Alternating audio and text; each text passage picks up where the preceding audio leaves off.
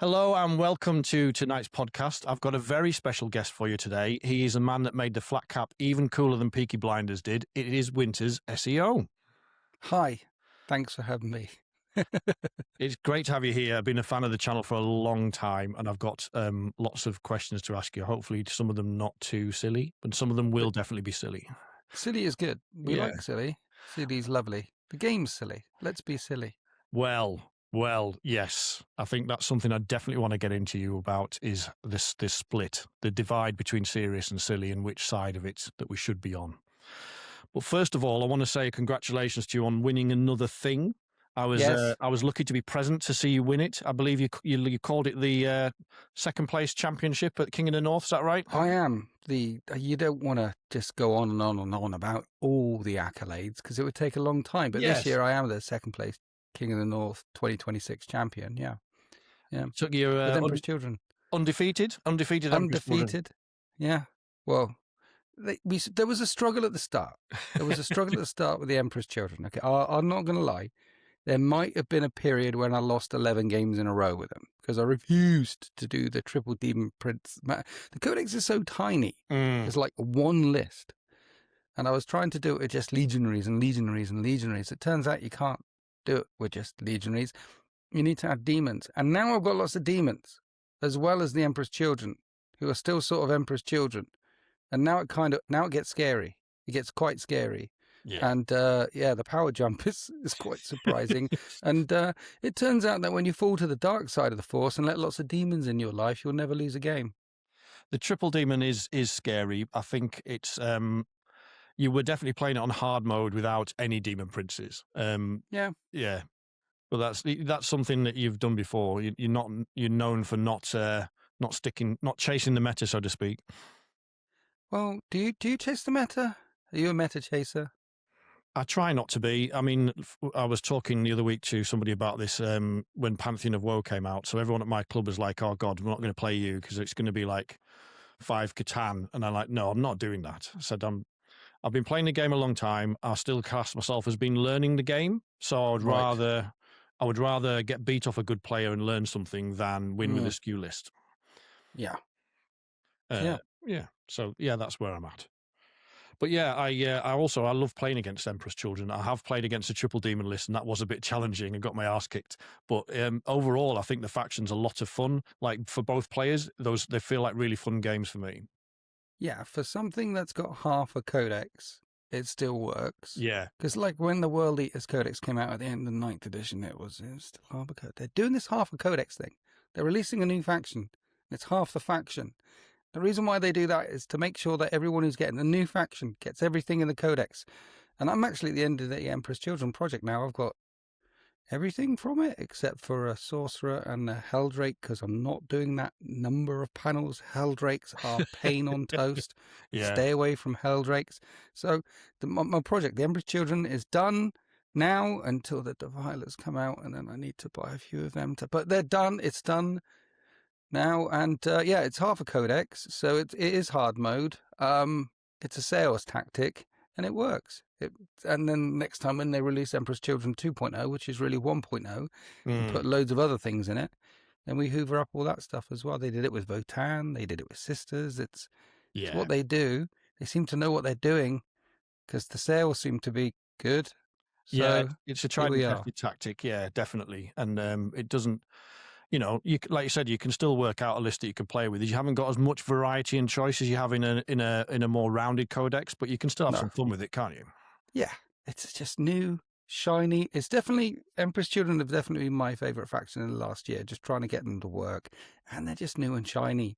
Playing with something new and shiny because I've been in the hobby for a long time, and the day when they released the Emperor's Children and all 4 Chaos Gods are represented on the tabletop. Oh my. Yeah. I dreamed of such a day when I was a little squig, and now it's here. It's lovely. Yes, we're living in the best of times in that respect. Yeah. And before we go any further, I need to get something off my chest. Is I wanted to ask you, I'm sure you probably get asked this all the time, but where does the name Winter's SEO come from? Because SEO is the Swindon Elite Ops. So back in 4th and 5th edition, when we were really before the internet, before well, the internet was a thing, but before Winter's SEO YouTube channel, there was a group of us. There was a good 10 of us, and we were going to tournaments a lot. And then on online handles and things, like you can have a name like Jeff69XXY2. If you leave a gap and then put SEO after it, no one's got that name. So in the SEOs, for example, there's Dark Angel SEO, Grey Knight SEO. Wonder if you can tell what they play.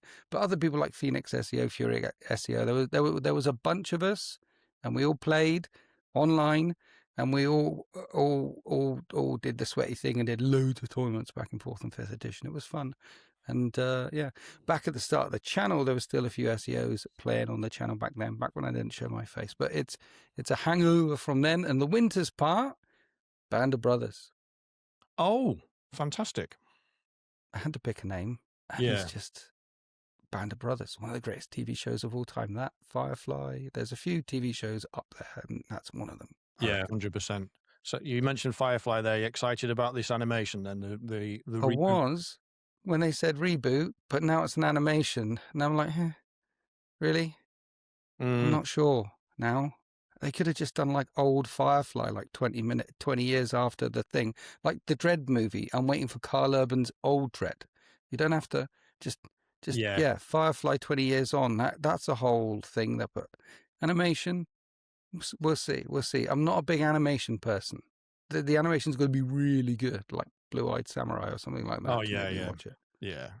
No, that's fair enough. I think I'm a bit the same. I don't mind animation. I'm just a bit on the fence. Like sometimes, even though we were all sad it got cancelled, sometimes it's just better to just stick with what you've got. Yeah. It's okay to have a TV series that stands the test of time, that is one season long. Yeah. There's a few of them. Is the microphone picking that up? A little bit. What is it? That's the cat outside the door screaming. There was me worried about my pets, and we've both got pet issues. Yeah. Gotta love them. I've definitely got pet issues. But a loud pussy. That's not the first time I've heard that about you. It's true. No. The other thing that is very iconic about you, apart from a loud pussy, is the hat. Yeah. And I wanted to talk a little bit about the hat, because that has become integral. I mean, it's even on the brand. It's part of the logo. Is it now? Is it a symbiotic relationship? Is it just attached to you now, or is it? It covers up the plugs to the MIU port. Yeah, keep them clean for your interface with the machine spirit. So that's why there's a hat there. It's sacred to me. Yeah. I used to have one as well, but I wore it on the very first video we did, and then somebody pointed out, "Oh, you can't do that. You're just copying Winters." Did they say that? Yeah. So I've got it. Right. Fantastic. I haven't worn it for ages, and I got it out and realised why, because it smells like a rat pissed in it and then crawled up and died in it. Needs a good wash. So, but yeah, this is my. Yeah, you got to put it on now. You see that now? You see? Look at that. I don't know if I could bend the rim possibly, but I'm not going to try that. So basically, I set the standard that Peaky Blinders followed. They copied you. Well, that was the other reason I stopped wearing it, because I was working for a company down Birmingham, and one of the lads came down from the Leeds office. He got no filter, and he was like, "What are you wearing that for? You think you're Peaky Blinders, do you?" And I was quite fat at the time, so I cried a bit, and then I didn't wear the hat for a little while. Right. Okay. Yeah. That's what a hilarious joke that guy. Oh yeah. No, I think they're all the rage, and more TV shows are going to have flat cats on in the future. I think the new Avengers in the Doctor Doom movie, they're all going to have flat cats. It's a thing. I would 100% watch Doom in a flat cap. Yeah, absolutely. Yeah. Space Marines in flat caps. That's what we need. We've got lieutenants. We've got 1,000 lieutenants on like rocks and doing different things, and we need a lieutenant with a flat cap. Yes, they're missing a trick there. I would definitely buy that. Yeah.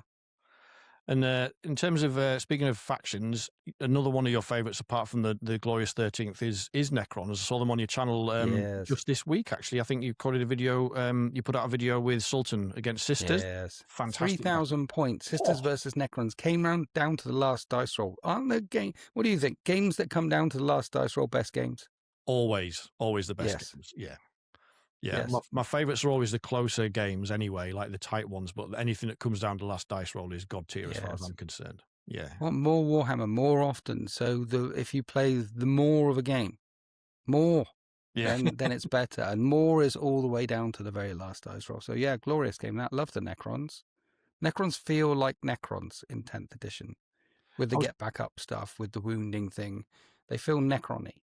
yeah, I was going to ask you about that because the whole reanimation mechanic feels a bit more Necron-y than it did in ninth. Ninth was basically almost like just like a 5-up feel no pain, really, wasn't it? Yeah.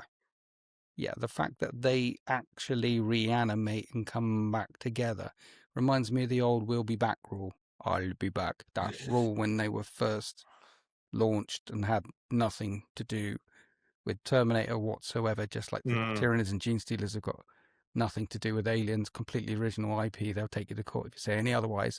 But it was just pure coincidence that it was Will Be Back, and they got back up again, and now they get back up again. And some people think it's a bit overpowered, but you can stop. You can stop the entire Necron army rule dead, so they don't have an army rule for the entire game. All you got to do is overkill each unit. Yes. Make sure it's dead, and then you lose your army rule. So I think it's fair and balanced. I really enjoy it. I've loved playing Necrons in this edition. I think they've nailed it, and we've been spoiled in that we've had a lot of different ways to play. Like you were just talking about Emperor's Children. That's an extreme example where there's literally one list that you can run if you want to not get your ass handed to you. But Necrons, we've whatever level you play at, you've got a lot of choice. Yeah. The Awakened Dynasty is still solid. The Uppy Downy one's still solid. And then they did the Star Shatter Grotmas Christmas Calendar one. That's still solid. Destroyer Detachment, not so great. Charging all over the place. You don't really want to do that with Locusts or Lockhursts or whatever they're called. I always pronounce that wrong. But yeah, the detachments are good. The lists are good. I recently did a podcast, STC podcast with Warsmith Chris, which should be coming out around the same time as this one. And we went through, because we're the end of the edition now. Yeah. And we went through all 28 codexes in like 2 hours, which ones were a smash, which ones were a pass. And I remember saying in that one, the Necrons has been one of my favorite factions to play. Emperor's Children up there as well, but definitely one of my favorite factions to play throughout the whole of 10th edition. Had a lot of fun with Necrons. They were good when the Codex came out. They're still good afterwards, and there's a lot of variety in the book as well. There's obviously some misses in it, but as far as some of the other codexes go, I think it's a good one. Oh yeah, it's right up there. I think it would definitely be in my top. I was going to say top 10, but probably top 5. I think one of the things we benefit from is a huge embedded player base, because of all the people that came back into the hobby during COVID, picked up the Indomitus box, and if you weren't Space Marines, you were Necrons. So there's a lot of us out there, I think. Yeah, and they did the Combat Patrol as well, which really helped. Yeah. So there is a big group of Necrons, like Tau as well. The Tau was surprisingly popular. You'd think they wouldn't be, but there's a lot of Tau players out there. Yeah. And I've never really got. I mean, I understand why the memes exist and stuff, but I don't have a problem with playing into Tau. I think it's great. Big galaxy. Yeah, exactly. There should be more little races like that lying around all over the place. That if the Necrons sneezed in their general direction, they'd be wiped out in an afternoon. But we should have more of them dotted around here or there. Yeah. Let the kids play as well, Let them play. Let them play with their little shooty toys, thinking they're important, thinking that they could actually do something important across. No. It's nice. It's cute. Tau players are cute. They make pew-pew noises when they fire their guns. I mean, I am guilty of that. I'm not going to lie. Well, King in the North, I took 2 of the flying croissants, the Doomsides, and I did. That was nice. The whole purpose was just to fly around and make pew pew noises. It was great. Yeah, they're a bit. God, I like the flying croissants. Overcosted, are they? Yeah. The Death Ray cannon. You're talking about the Death Ray cannon one. Yeah. It's a lot of fun because you can get it to proc sustain D3 on 5s if and you know, occasionally it would pop off at King in the North and wipe out like a big bug from the Tyrannids or something in one shot. Yeah, but it's not a sensible choice. But that's not what King in the North is about, is it? No. It's a fun event. It's about the community, really getting the community together and play fun games in an afternoon. That's what it's about. The game's supposed to be fun, Doesn't have to sweat all the time. You don't have to flip a table all the time. Playing games is supposed to be fun. Well, you've been what I would call grandiosely one of the standard bearers for casual 40k. You're the king of the filthy casuals. Um, and, and I mean, you mentioned before you have and do enjoy the tournament scene, but you Yeah. very much championed the fun side of the game through your channel. And I wanted to ask you about what was the thought process behind that. It's just, look, it's hard to stay in any hobby for a long period of time. People who golf for 10 years, or people who go karting for 10 years, or paintballing, but it's hard to stay in any hobby for any length of time. This hobby, really hard to stay in it for a very long period of time. Because if you're playing this hobby 10 years later, it's not the same hobby you started. The editions changed, the codexes have changed, half of the models have changed. So if you stay in this hobby for a long period of time, it's still kind of the hobby, but the games itself that are playing are nothing like the games that you started back in the day. And then to stay even longer than that, and longer than that, and longer than that, it's a long time. So you've got to have fun. You've got to have fun rolling dice. You've got to enjoy the hobby for the hobby's sake, and enjoy your wins as much as your losses. That's my thought behind it. And then there's, when you play the game, you can play sweaty. I've played sweaty before. I am the 2021 No Retreat Legend of Legends champion, as well as the King of North 2026 second place champion. I mean, I don't talk about it very much. There's a few things that I've won. I've won Throne of Skulls. There's, I don't want to... You can do that, but to follow the meta, it's the top of a wave, and you got to keep surfing, and it costs a lot of money, and you got to stay up there for year after year. It's hard to stay up there. Yeah. And you can do that and play sweaty games, and I like doing that and playing sweaty games, but I'm in the hobby for the long haul. I like it when I roll a bunch of ones as well as when I roll a bunch of sixes. I like watching Warhammer happen. When the sergeant takes down the Tyrannid on the last wound, just as you fail that charge that needs to go off, or you make that 11-inch charge that you didn't think would go off. I like the Warhammer that happens on the battlefield, whether it's my opponent doing it or me doing it. I enjoy the stories with dice. We're telling stories with dice. That's why I've been in it for such a long time, I think. Particularly 9th and 10th were more geared, I think, towards the competitive side of the game. Maybe it's 10th even more than 9th. Yeah, and I think so. Made for a more, in my experience at my clubs and going out to events and stuff, that's made for a more kind of adversarial atmosphere rather than a collaborative one. I'm not saying that people are aggressive, but the focus on the game is more adversarial, whereas what you're talking about is a collaborative approach, which is what 40k was about when I started back in the day. And watching your battle reports, that's what comes across to me, is that it is, as much as it is two people, or sometimes many more than two, playing to the best of their ability, it's more about what that creates in terms of the story on the tabletop. Yeah. I mean, talking about more Warhammer, there could be more than one way to play. That's one of the frustrations about 10th edition. I remember when I reviewed it right at the very start, saying, hey, this is good. I like this Pariah Nexus stuff. Mm-hmm. All these cards. It looks like they've sorted out the cards quite well, and these missions are really good. It's good that there's a strong competitive element at one end, because that's where all the whales are, and that's where they make more money, and that's why they've done it. And in my review I said, and I'm really looking forward to next month or a couple of months down the line for them releasing mission packs for the filthy casuals and narrative players. I'm looking forward to an open war deck coming out. That'd be cheap. They can send that out.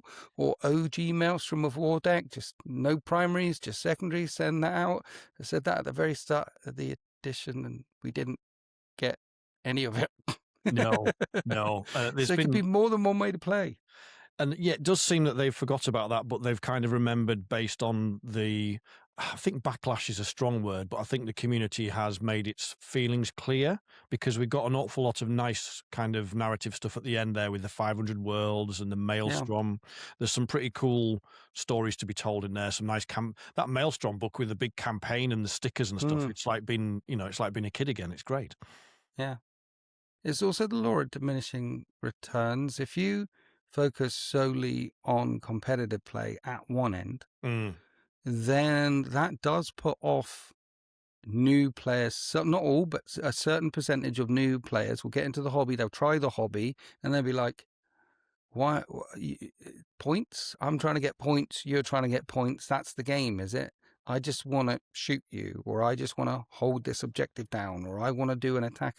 There's a certain percentage, I don't know how big it is, but the little Timmies, they get into it and they see that and they're like, nah, the game isn't for me. I'll just keep collecting. And if you don't develop the casual player pool, the Timmies are coming in and the new people are coming in and the people who saw Space Marine 2 and thought, I'll give it a go. And then we've got Dawn of War coming at some point in the future that they've announced. If you don't have a strong, casual thingy bob, then there's going to be less people making their way up to the competitive side of things as well. You need to look after both, I think. I think good video games do that. Anything like Call of Duty, they've got at the top end, they've all got their world championship leagues and all the optics and Phase Clan and all that lot. But then they've got really casual zombies and things at the bottom end. And Games Workshop could and should, in my opinion, do that in the Warhammer game system. Well, let's broaden that out then and talk about 10th. What is it that you've really liked about 10th, and then we'll circle back to what we think's been missing a little bit. So 10th edition, the core rules in 10th are actually quite solid, with the exception of aircraft. Core rules really good. Shooting at aircraft on normal ballistic skill, but the core rules are actually quite solid, and most of the detachments and most of the things in the Codex is quite solid as a set of rules. So I've been doing this for a while now. As a set of rules, I'd say my favorite edition are 5th, 8th, and 10th. It's up there with one of my favorite editions to play for. I really enjoyed 5th edition. I really enjoyed the simplicity of 8th, and I really like 10th. I like the fact that here's a really good example. Like in 9th and 8th, to play Iron Hands, you needed Iron Hands or an Iron Hands successor chapter. If you wanted to play Ultramarines, you needed an Ultramarines or an Ultramarine successor chapter. In 10th, what they did with the detachment things is said, well, this is the one a bit like Raven Guard play. This is the one that a bit like White Scars play.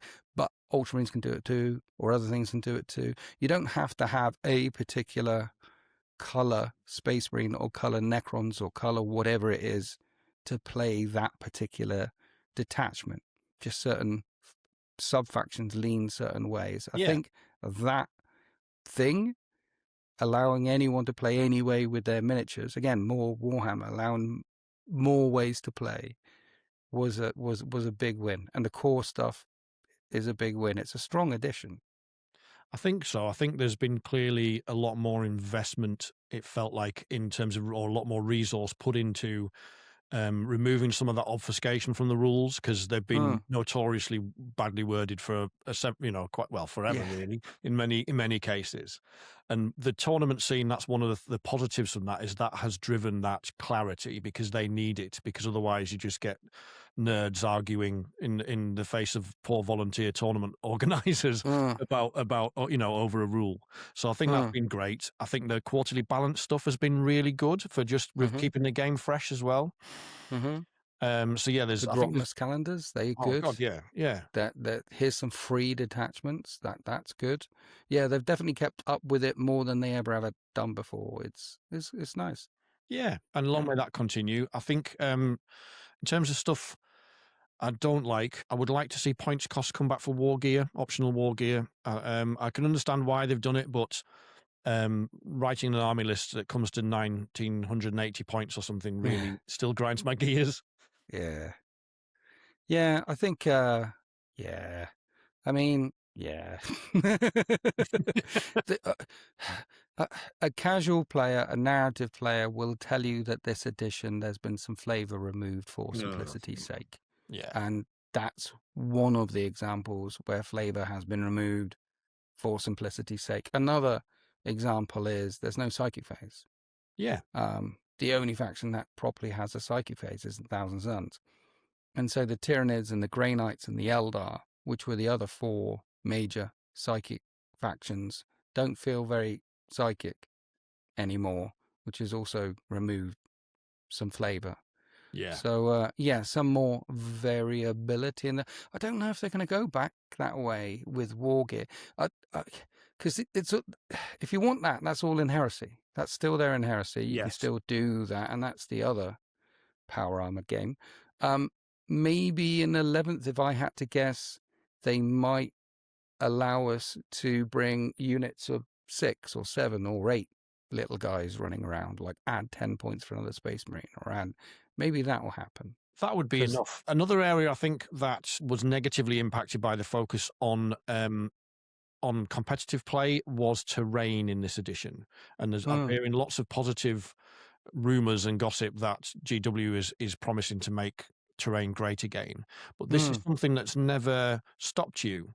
So, I mean, your boards are renowned for being thematic and beautiful, but also there's very rarely an L-shaped ruin on there. And I wondered, how do you do that? How do you still make a game that can be roughly balanced between two players? That's a good thing. So 2 things to that. One, I don't think the terrain is that bad in this edition. It's certainly better than 9th and 8th. The terrain rules are good. It's just that no one ever uses them. And particularly at competitive play, it is L-shaped ruins. I went to this event a couple of months ago on the South Coast. There's about 100 people there. And there was 2 rooms. There was a Heresy room and a 40k room. And in the 40k room, what they were using as terrain was like L-shaped white foam things. They look like Christmas cards, white Christmas cards across the table, and that was their terrain. Yeah. And then you walk through into the Heresy room, and it's like, whoa, battlefields and exploding things and blah, blah, blah. The terrain actually, it's not that bad.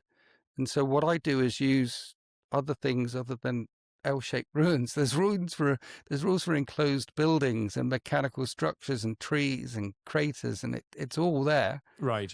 Just use it. The key is, the second part of your question is, you've always got to make sure that there's large line of sight blocking terrain in the middle of the table. Yeah. But that's a theme since 2nd edition through to now. If you go up against a shooty card list, if you go up against shooty towel list, and there's a bowling ball alley, you're gonna die. Yeah. So just make sure there's lots of large line of sight blocking terrain all over the place. And yeah, you don't have to play with L-shaped ruins all the time. I was one of the volunteers at King of the North that came in early to set the tables up, and I was really at one point debating like over this table. I was dragging my heels basically. I'm taking too long. Right. And one of the other lads came up and said, "Don't need to worry about where you put that." I said, "Winters will come in about half an hour and he'll move it all around." And to watch you was incredible because it was like a superpower. Like I'd spent 20 minutes trying to and ah about where to put this terrain on the table. And you came in 30 seconds and made it like 10 times better. Thanks. No, it's just 10,000 hours, isn't it? 10,000 hours of everything to get better at it. Yeah, you're putting so yeah, there was a horde of people going across that, putting this out, putting this out, putting this out. And I remember following my way from one end of the hall to the other, and I no, this needs more. The answer is nearly. People ask me, should I put more or less terrain on my table? If I'm building a table, should I put more? The answer is always more. More is more. If you think should it need more? The answer is more. Just add more flavor, add more explosions, add more craters, add more things. Yeah. And turn it into more of a battlefield. Yeah. I want to see what they do with the terrain in the next edition. I'm cautiously optimistic, but I suspect some of the changes will be aimed at tournament play. Yeah, I think so.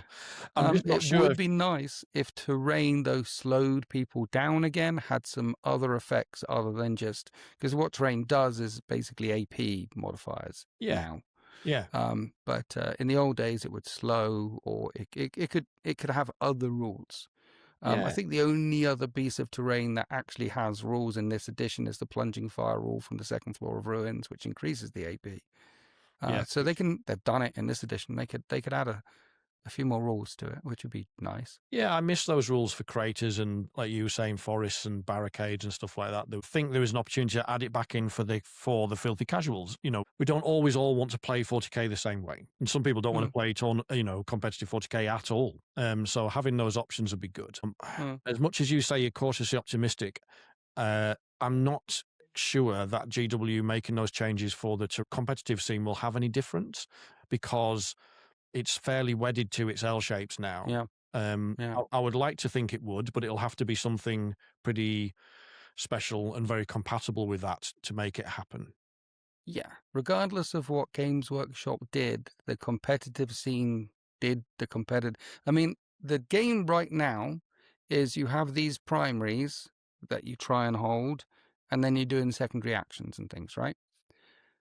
Back in 8th edition, there was the primaries in the main rulebook, and you played it that way if you were a casual. And then you had the Maelstrom of War deck, and you played with all those orders and things if you Yes. were a casual. And what the competitive scene did is, well, we'll put those two together. If you ever went to an ITC, WTC, RSPCA, FBI tournament, they just put the two together. Yeah. And then that's where we are in 10th. So they're going to do what they do with the rules for terrain, and it's probably just going to be ruins because it's clean and easy. And really what it comes down to is, if you're a tournament organizer, you want to have 100 times X Mm-hmm. on all the tables Yeah. in exactly the same place, so that everything's fair and balanced regardless of what table you're on. So they'll probably stick with that system for tournament play. Yeah, I think so. I fully agree with that. For some reason, I think a lot of maybe it's the age thing, because I started in Rogue Trader, so and Nice. that was designed as a sandbox. First and second edition, real sandbox editions, and you could argue that. Yeah. I think right up to maybe 6th or 7th, maybe it's even 8th.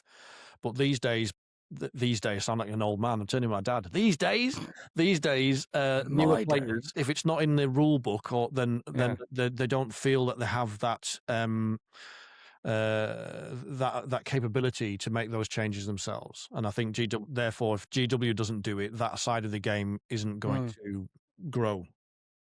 Yeah, if it's in the main rules, players kind of feel like they've got permission to do it that way. So the main rules really need to have, here's the base rules and here's what you do. I've been arguing this forever.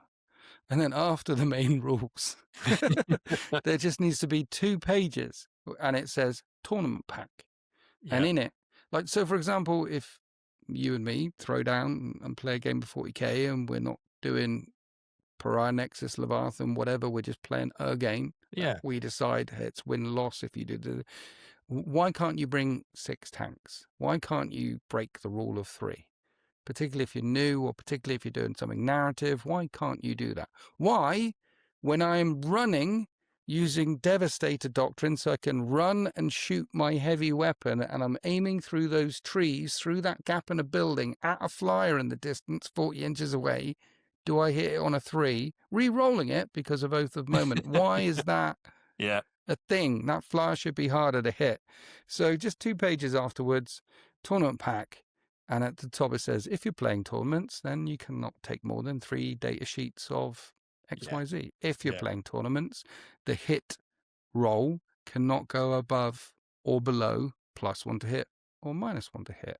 But +2 to hit or -2 to hit, so long as 1's always miss and 6 is always hit. Haven't got a problem with that, particularly when you're shooting at aircraft. And you just need a few things in there. Again, like, go back to Call of Duty. You can play Call of Duty or casual Call of Duty or run around on the war zone with your friends doing this, that, and the other. But if you want to do SND, sweat, ranked play, then there's all sorts of restrictions on the weapons you can take and the maps that it's on. And you want a big sandbox rule set at the base thing, and some restrictions when it comes to tournaments. That's what they did back in the day. And they don't do it now, because the edition is the tournament edition. You don't need to change. Yes. It just went that way. I'm optimistic that there has been a little bit of a swing back. I'm hoping, maybe I'm hoping against hope, but the 500 Worlds campaign, the Brilliant Maelstrom campaign, seemed to me to indicate that that they've acknowledged there was a gap. The question remains as to whether that is just some kind of end of edition niceties, or if that's going to carry on, if that's giving us a flavour of what 11th is going to be like. Yeah, they mentioned it in a Warhammer community article way back as well. They're pretty open about, they're saying we hear the feedback about the narrative or casual side of things as well. Yeah. What that means, we'll find out. But the game is big enough that why can't we have both? Why can't we have both? One of the easy things that you can do in this edition to play casually is not play the mission deck, is for you and I to set up 5 objectives on the table and say, hey, we'll score them at the end of the game and we'll get a point each for every detachable we kill on top of that. Let's just try and kill each other and see who holds as many objectives as we can at the end. Done. Or an attack defense. Just a mission deck would change the flavor of a lot of people's play, I think, and will help the hobby because you can have both. You can have both types. I think a casual mission deck, casual card deck would go a long way. Yeah. I want to see 6 missions in the main rulebook. This main rulebook, first time ever, main rulebook. Little Timmy gets it. He plays Space Marine 2. He rushes out. He comes back. He gets it. There's a mission. One. And all the previous ones we've had 6. Yeah. If there was 6 missions in the main rulebook now, you'd see battle reports coming up in Winter's SEO at the end of the edition. Occasionally I'd drop back in and, hey, we're doing the relic, this one from the main rulebook. Here's the rules. I'd still be playing those from time to time, but there isn't. So I make up my own stuff from time to time. Yes, but I'd love to see that. I think that's... sometimes those are a throwback, and like I remember that rule from that edition or something like that. But it's great to see different ways, showing people that there's different ways to play on the channel. I think it's your hobby, it's your money. Most importantly, it's your time. This hobby takes up so much time. Building, painting an army, getting up to 2,000. It's your hobby. It's your Warhammer. You can play it however you want to play it. If all the guys down the clubs are playing the cards, then that's the way you have to play it. But if you don't want to do that and you're lucky enough to have people who are interested in playing different ways, you can play different ways. It's your Warhammer. Yeah, I think there is definitely a growing interest in that, and I think it's from people coming into the hobby and, like you said, and be like, that competitive's not quite for me. So my local club, the West Allotment Wildlings, they have 2 leagues. They have the competitive league, which is L-shaped, it's tournament style play on your L-shaped ruins, and I enjoy that. And then they have the League of Extraordinary Wildlings, which is fully Crusade based, and there's no league position for winning. You get kudos for writing the best stories with the dice. We literally all sit around and write 40k fan fiction afterwards about these gloriously embellished battle reports, and I love that side of it too. But what about in terms of narrative? Again, you've gone and done your own, like, because I'm a member of your YouTube channel, so I got to see the members only campaign you did, which is the Iliad Stone. Yes.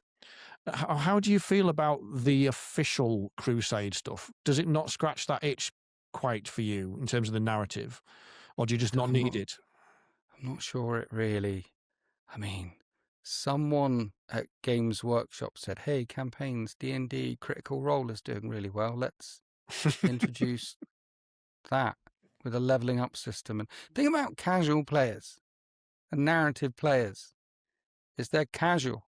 Yeah. They don't play as much as the people chasing them out. We've already talked about how hard it is to stay on top of that wave, particularly with balanced data slates coming out every 3 months. There's 28 factions that they need to release over the course of 2 and a bit years, every single edition. It's changing. And then on top of that, here's a Crusade system with a chunk more rules in it. It's more. Do you want more rules on top of the rules? You casual person who barely knows the rules. Yeah. Here's some more rules. So I don't think the Crusade system was as successful as they hoped it would be. I know very few people who play Crusade. I've tried it, and it did become an arms race because it is not in any way, shape, or form balanced, and there are there are certain things that you can give a unit that make certain units very, very strong. And that was a problem. But also, like, you've just hit the nail on the head there. It's the admin. Like, there's a lot of paperwork involved, like post-game stuff, and it doesn't really. That is the antithesis of what the Yanks call the beer and pretzels, 40k, which is yeah. I mean, if I was doing Crusade, I'd be taking rules out. I think narrative gamers who want a narrative do you remember the old Imperial Armor books? Yes.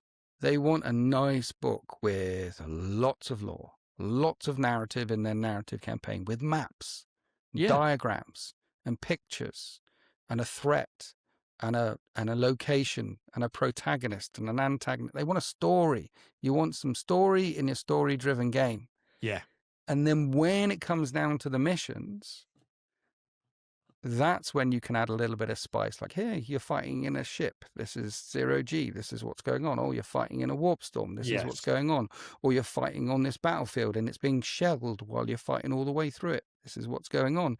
And I think at the back of the book, there could be 30 missions, and there could be 4 or 5 that are linked together here, 4 or 5 that are linked together there, 4 or 5 that are linked together. And by linked, I mean the story continues, but Yeah. you don't need any admin between one or the next one.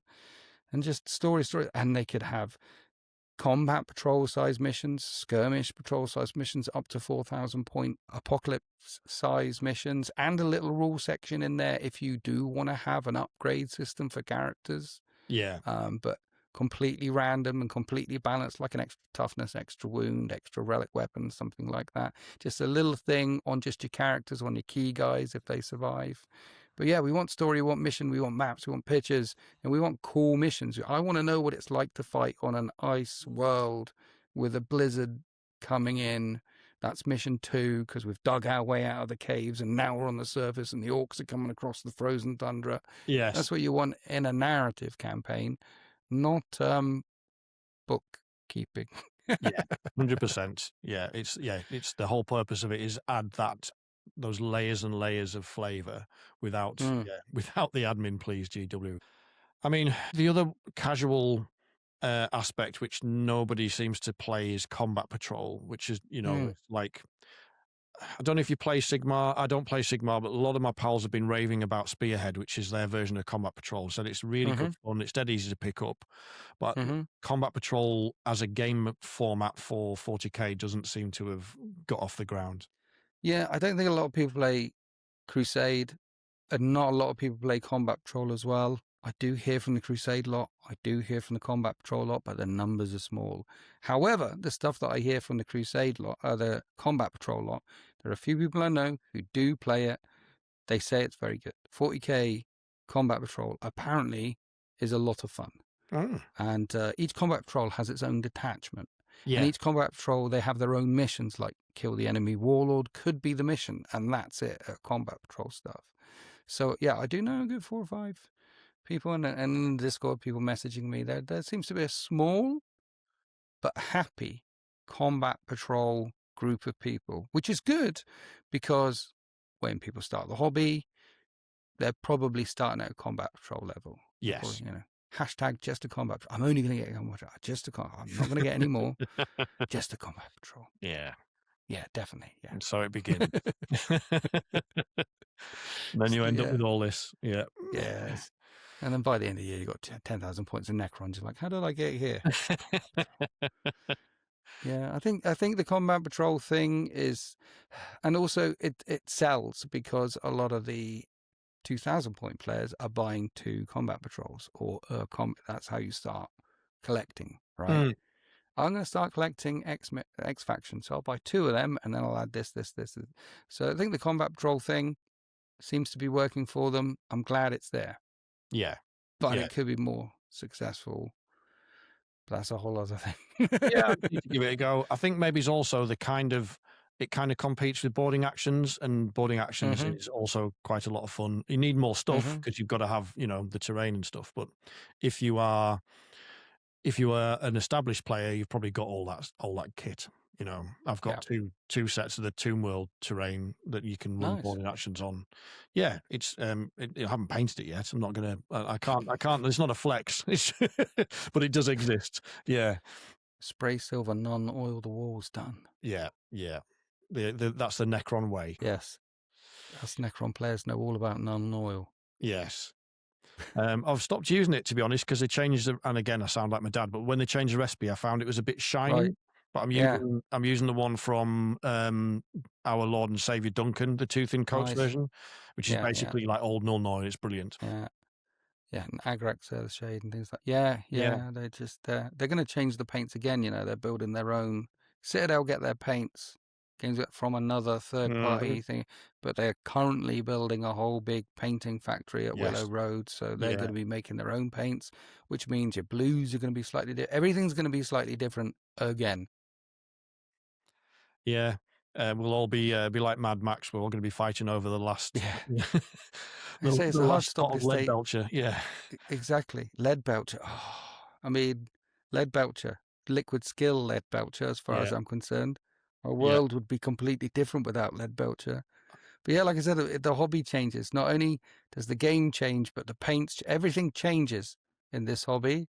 So you've got to, if you're in it for the long haul, you're in it because you're building a project. Like I've just finished membership, and I'm looking forward to the next.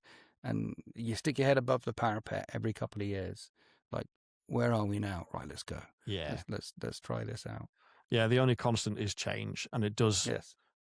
It's never finished, as I keep telling my long-suffering wife. She's like, "Have you finished?" No, it's not finished. It's never finished. No. Have you finished the Necrons? No, they'll never be No. finished. No. Yeah. How much is that new model? Oh, that was only £10. It's role reversal. That was like that was what like the comic strip that used to be in our dad's newspapers with the wife that comes home with a new handbag. It's only £10, but now it's us with a box of minis. Yeah. And don't ask questions when you don't want to know the answer. You don't want to know how much that tank costs. Don't ask me. Yeah. And one of the things that doesn't change though is the quality of your bat reps. They're always consistently very good. Thank you.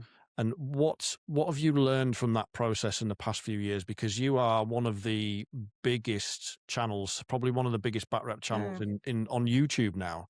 You've got over 100,000 subscribers. I looked it up, and you've published over 1,200 videos now in the past 12 years. That's 100 a year. Winters 2 a week. Yeah, it's solid. That is really solid. That sounds like a problem. Yeah, it sounds like a perfect life.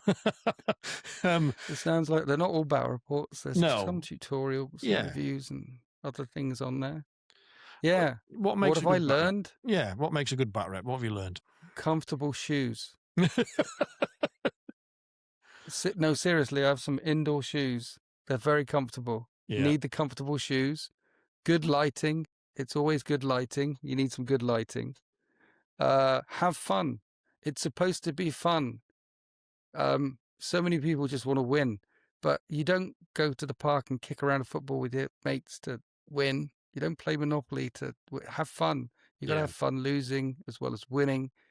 Have fun. I've always been in the hobby since the very beginning, and I'm very old. And I'll be in the hobby so long as I can bend over the table and roll some dice. Good lighting, comfortable shoes.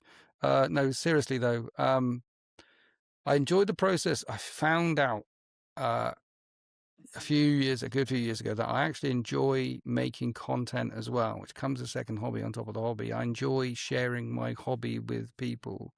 And those people who've been in the room with me while I'm filming will see me, because I self-edit as I go, film a bit and then stop and go, no, 1 minute, I've got a narrative idea, and then refilm it and add that.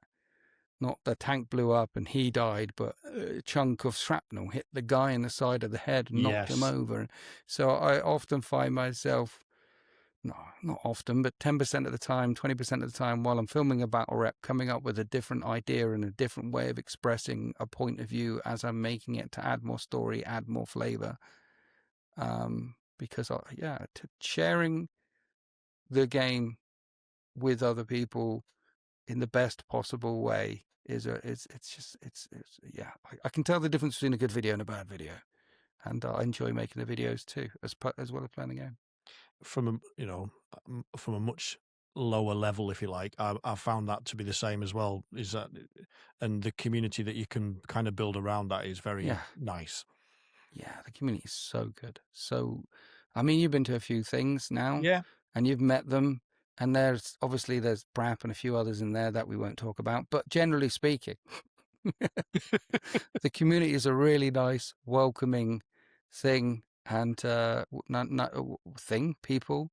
So I enjoy the community side of things, the comment section side of things. It's, yeah, people ask me, like, hey, if I get into battle reports, if I start making content on YouTube, I'm like, you just got to realize it becomes a second hobby on top of Yes. your hobby. So if you haven't got any more time, don't. But if you have got some more time and want another hobby, and it will feel like another hobby, then go for it. But you've got to enjoy the hobby. If you don't enjoy the hobby of making it, it'll come across on camera. If you don't enjoy Yeah. the hobby of playing it, it'll come across on camera. The internet is a nice authenticity machine. We can tell. We're on YouTube all the time. You can tell the content from the people who are half in it, and you can tell the content from the people who bloody love it. And I'm B. I'm option B. Yes. Yeah, the same here. I think it does sometimes, because I don't have the luxury of doing this full time, and it does impact like my painting. Painting is the one that I will put to the back. Painting is a vehicle to be able to play the game. So I will often postpone painting if I can find an excuse to roll dice or make a video. Nice. Yeah. Nice. Good. Yeah. All right. Thank you very much for that. I think No problem. if anybody doesn't know Winters, I'll be putting links in the description to the video to make sure that you can go and find him. I highly recommend it. His battle reports are awesome. And you also do a regular live stream as well on Wednesdays. Talkie Tuesday live stream. Talkie Tuesday live stream, 8 p.m. GMT. It's completely unprofessional and chaotic and all over the place because that's how my brain works. Sometimes we actually get to talk about Warhammer. Mainly we argue about fruit or chocolate and other things. But yeah, just a way to connect with the community and answer any questions that people have and things like that. I've enjoyed that. Was a late one. I've only been doing that for the last couple of years. That was a late one to start. And it's kind of grown into this thing that I look forward to now. Good. All right. Well, on that note, I would like to say a quick thank you to my Patrons and YouTube channel members as well. Again, if you would like to join them, I will put a link in the description. And in the meantime, thanks again to Winters, and we'll be back soon with another podcast. Thank you. Thank you. Goodbye.